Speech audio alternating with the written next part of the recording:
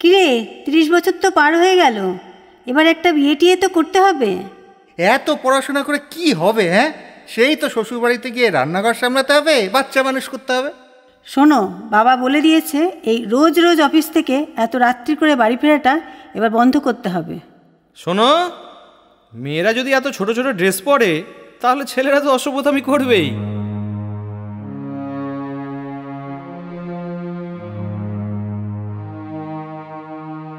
সেদিন একটা অনুষ্ঠান বাড়িতে গিয়ে হঠাৎ একটা কথা কানে এলো। আমার শ্বশুরবাড়ি কিন্তু এরকম নয়, ওরা আমাকে বিয়ের পরেও চাকরি করার পারমিশন দিয়েছে। পারমিশন?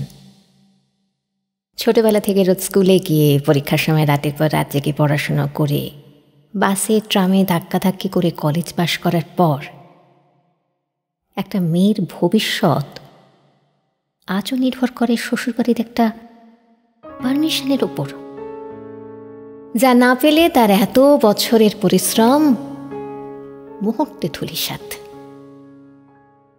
এই কথাটাই ভীষণ ভাবালো আমাকে। আমাদের চারপাশে এরকম তো কত মেয়ে আছে যারা ঠিক জানেই না কোন জিনিসগুলো তাদের অধিকারের আওতায় পড়ে, আর সেই জন্যেই অনেক পুরুষ গর্ব করে বলে বেড়ায়, আমি আমার বউকে যথেষ্ট স্বাধীনতা দিয়েছি। প্রতি বছর নারী দিবস আসে, সোশ্যাল মিডিয়ায় নারীর অধিকার ক্ষমতায়ন নিয়ে গাদা কুচ্ছে লেখালেখি, ভিডিও সবকিছুই চোখে পড়ে, কিন্তু এই সব কিছু থেকে দূরে ভিড় বাসে কোনো পুরুষের কোনোই ছুঁয়ে যায় কলেজ পড়ুয়া কোনো মেয়ের বুক, অথবা রান্নায় নুন বেশি বলে সেদিন ভাত নয়, বরের মার চোটে বউটির ভাগ্যে। আমরা জানতেও পারি না। এরকম অনেক কিছুই অজানা থেকে যায় আমাদের। শাড়িতে হলুদের দাগ, চুল উস্কো খুস্কো, সারাদিন বাড়ির কাজ সামলানো পাশের বাড়ির মহিলাটি হয়তো একসময় তাক লাগিয়ে দিতেন সবাইকে নজরুল গীতিকে। কিংবা রোজ সকালে যে মেয়েটা চুড়িদার পরে 6 টাকার কেক খেতে খেতে সকাল 8টার বাসে অফিস যায়, সে হয়তো একসময় স্টেট লেভেলে বাস্কেটবল খেলত। এই আত্মত্যাগের গল্পগুলো নিয়ে খুব একটা আলোচনা হয় না, কারণ এরকম তো কত হয়েই থাকে। নারী মানেই তো মায়ের জাত, তাই তাদের শরীরে মায়া তো হয় বেশি। সেজন্য ছেলে তাড়িয়ে দেওয়ার পরেও বৃদ্ধা মা আইনের দ্বারস্থ হন না, পাছে ছেলেকে পুলিশে ধরে নিয়ে যায়। একদিন যার পাতে নিজের ভাগের মাছটাও তুলে দিয়েছেন, তাকে কি করে দেখবেন লকআপের ভেতরে? বদনামের ভাগিদারও সেই মেয়েদেরই হতে হয় বেশি। বহু বছরের প্রেমিক আচমকা একদিন অন্য কাউকে বিয়ে করে নিলে প্রেমিকটিকে নয়, প্রেমিকাটিকে লুকিয়ে বাঁচতে হয় সমাজের থেকে। নানা লোকে নানান রকম প্রশ্নে তাকে জেরবার হয়ে উঠতে হয়। নানান লোকের নানান রকম প্রশ্নে তাকে হাঁফিয়ে উঠতে হয় প্রতিনিয়ত। স্যারের লোলুপ দৃষ্টি থেকে বাঁচতে স্লিভলেস কুর্তি পরা কোচিং ক্লাসের মেয়েটা কখন যে জড়সড় ফুল হাতায় বদলে যায় কোচিং ক্লাসের কেউ টেরই পায় না। একটু রাত অবধি একটা মেয়েকে অনলাইন দেখলেই মনটা ছুকছুক করে ওঠে একটু চান্স মেরে দেখতে, কিংবা পার্টিতে একটা মেয়ে একটু হেসে খেলে কথা বললেই মনে হয় সে হয়তো সিগন্যাল দিচ্ছে। তবে সব থেকে বড় সমস্যা তো হয় মেয়েরা একটা উঁচু পদে যদি একটা চাকরি জুটিয়ে ফেলে, অথবা সংসারের যে পুরুষ সদস্যটি তার থেকে একটু বেশি রোজগার করে ফেললে। মেয়েলিগো যে কি সাংঘাতিক জিনিস, তখন তার হাড়ে হাড়ে টের পাওয়া যায়।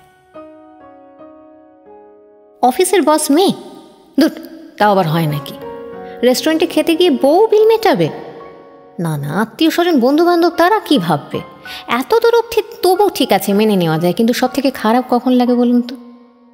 যখন নিজের যোগ্যতায় নিজের ক্ষমতার জোরে সাকসেস পাওয়া একটা মেয়ের পিছনে কিছু কিছু লোক বলে ওঠে, দেখো কত লোকের সঙ্গে কী সব করে বেরিয়েছে সাকসেস পাওয়ার জন্যে। তবে যদি ভাবেন এই সব কিছু শুধুমাত্র নিম্নবিত্ত বা মধ্যবিত্ত ঘরে জন্মানো মেয়েদের সহ্য করতে হয়, আর উচ্চবিত্ত পরিবারের মেয়েরা খুব সুখে থাকে, তাহলে সেই ধারণাটা আজই বদলে ফেলুন। কারণ দামি মেকআপের আড়ালে কাল সেটে লুকিয়ে থাকে তাদেরও। তাহলে কি সব পুরুষ খারাপ? একেবারেই তা নয়। আমি এমন অনেক পুরুষকে দেখেছি যারা প্রত্যেক দিন সকালে স্ত্রী অফিস যাওয়ার আগে তার জন্য টিফিন বানিয়ে দেয়। আমি এমন অনেক পুরুষকে দেখেছি যারা প্রেমিকার জন্য রাতের পর রাত জেগে পরীক্ষার সময় নোটস তৈরি করে দেয়। আমি এমন অনেক পুরুষকেও জানি যারা অসুস্থ স্ত্রীর সেবা করে যান বছরের পর বছর ধরে। কিন্তু এটাই তো স্বাভাবিকতা। কাঁধে কাঁধ মিলিয়ে একসঙ্গে লড়াই করাটাই তো স্বাভাবিকতা। বছরের পর বছর ধরে নারী তো শুধু এটাই চেয়ে এসেছে যে তার পুরুষ সঙ্গী তাকে দুর্বল নয়, বরং সহযোদ্ধা ভাবুক। তার অফিসের লোকেরা তাকে সহকর্মী ভাবুক। কথা যখন হচ্ছে তখন তো সেই সব মেয়েদের কথাও বলতে হয় যারা বয়ফ্রেন্ড বা প্রেমিকের টাকায় নতুন নতুন ফোন কিনে, নতুন নতুন পোশাক কিনে ফলাও করে বেড়ায় চারিদিকে, যারা রেস্টুরেন্টে খেতে গিয়ে বিল পেমেন্ট করার ঠিক আগে তাদের ব্যাগটা সরিয়ে রেখে দেয় যাতে বয়ফ্রেন্ডকেই বিলটা দিতে হয়। কথা বলতে হয় সেই সব মহিলাদের প্রসঙ্গেও যারা নিজেদের ফ্রাস্ট্রেশন ঢাকতে অন্য মহিলাদের দিকে কথায় কথায় আঙুল তোলেন।